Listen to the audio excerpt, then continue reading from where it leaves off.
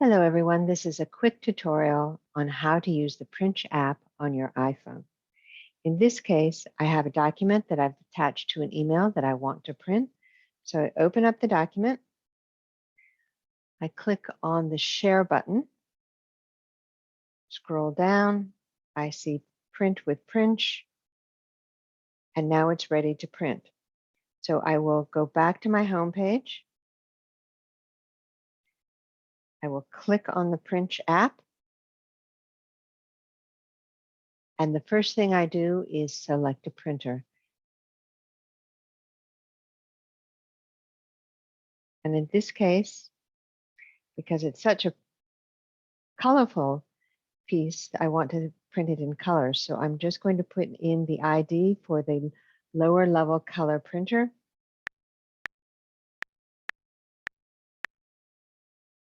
And just hit return. And it wants to verify that this is the Brother lower level. So I click on select this printer. And now I have the options to choose multiple copies.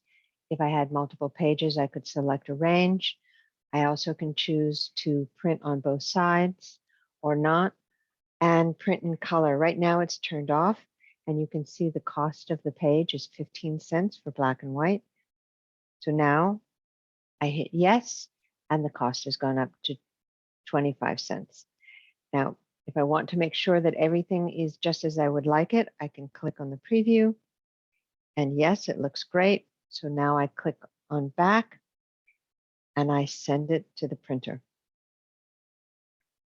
So now this is my information about the order that I've just sent. It's going to cost me 25 cents. And I sent it on the 11th of October. I have 24 hours to pick it up. So now what I want to do is accept my terms and conditions, click on continue. And currently all I have the option for is pay at the desk. So that's what I will do. I will pay at the desk. I'm going to put my name in so that it's easy for a staff person to find if there's an issue. And I'm going to send my order.